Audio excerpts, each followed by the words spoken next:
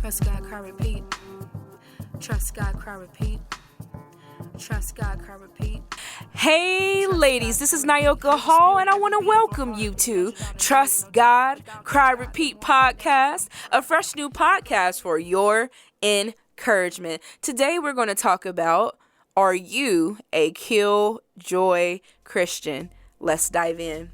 Have you ever wondered if you're a Killjoy Christian? You know the type. Someone comes to you beaming with excitement, eager to share good news. You listen to every word, riding their enthusiasm like the latest roller coaster. Then right as they finish, you quietly reach into that big bag of yours to get that invisible pin and pop. There goes their balloon of joy. And maybe, just maybe, you feel a little bit better for a moment because if we're honest, sometimes we try to dim someone else's light to make our own darkness feel less heavy. But ladies, that's not God's way. You have to make a purposeful decision not to do that to your friends and family. And just as important, don't let anyone do that to you. Small story time. I want to share something personal. The day I miscarried for the third time, I felt like my body had betrayed me. I was in pain physically, emotionally, and spiritually. And after crying out to God, I sat alone with my fingers trembling, clutching my phone, ready to text my husband the heartbreaking words, "Our baby is gone." But before I could, send that message out, a notification popped up. And it was a text from a dear friend. I opened it, and there it was, a birth announcement, beautifully written and glowing, full of joy. And in that moment, my heart broke in two directions: grief for my loss and gratitude for her gain. I swallowed that huge lump in my throat, whispered a prayer of thanks for her miracle, shed a few more tears, and typed, "Thank you for sending me this, and congratulations." I wanted to share in her joy, even while sitting in my pain. I chose not to steal even a drop of joy from her moment. I stayed silent. When her baby shower came, I sent a gift and stayed home, not out of bitterness or jealousy or anything like that, but because I was still healing. I knew my tears might pull the spotlight from her and her celebration, and I didn't want to do that. I wanted her joy to be whole. Just like in Romans 12:15, it says, "Rejoice with those who rejoice, mourn with those who mourn." That verse doesn't say we do one or the other. It calls for us to do both. Sometimes in the same breath, sometimes in the same heartbeat. At home, protecting joy in our family. There's a saying in our home: we will not be outworked.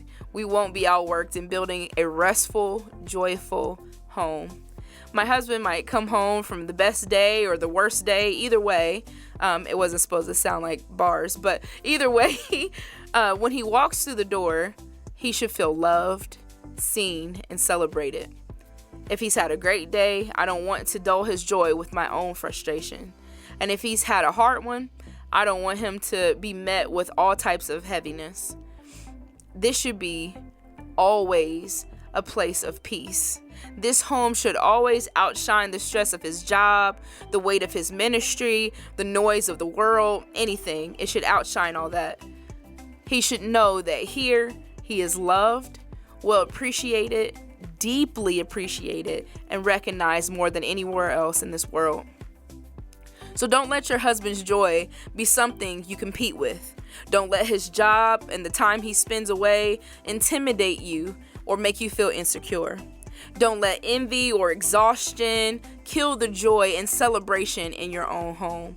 I wanted to share some scripture from Philippians 2:3-4 that reminds us, do nothing out of selfish ambition or vain conceit.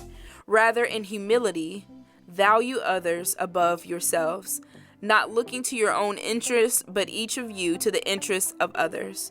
When we love like that, when we choose not to pop each other's balloons, we create a safe place where joy can breathe. I want to share before I close, because this is a short one, ladies. Remember, not every thought that crosses your mind comes from you. Sometimes it's the enemy whispering lies and planting serpent seeds that twist your perspective. But God calls us to higher. God calls us to a higher response to guard our joy and the joy of our household and those that are around us. So the next time someone shares their good news, take a breath, smile.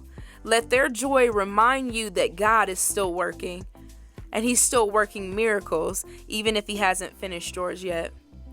Don't be a Killjoy Christian. Be present and be good to one another. And I want to share during this No Retreat November, all the topics we share are going to be definitely straightforward and hard-hitting, but I pray that it hits the heart, that it pricks hard hearts, and also just encourages us to live another day. So ladies, reach out to someone out there. Let them know that you're glad that they're alive. Let them know that they're not alone in this crazy world. There's so many things that are going on, that's going on nowadays. Everyone could use more encouragement. Everyone can use a text or a call, even a small gift, just to remind them that they are appreciated, or just to remind them that they matter to you. So don't take today for granted. Reach out to another lady and encourage her in the Lord. And if you ever have a question, ever have a comment, you can reach out through Trust God, Cry Repeat at Gmail if you want to email that, or the website trustgodcryrepeat.com. And remember always, always, always to trust God as you cry and repeat. Trust God, cry, repeat. God bless you. Trust God, cry, repeat. Trust God, cry, repeat. Trust God, cry, repeat.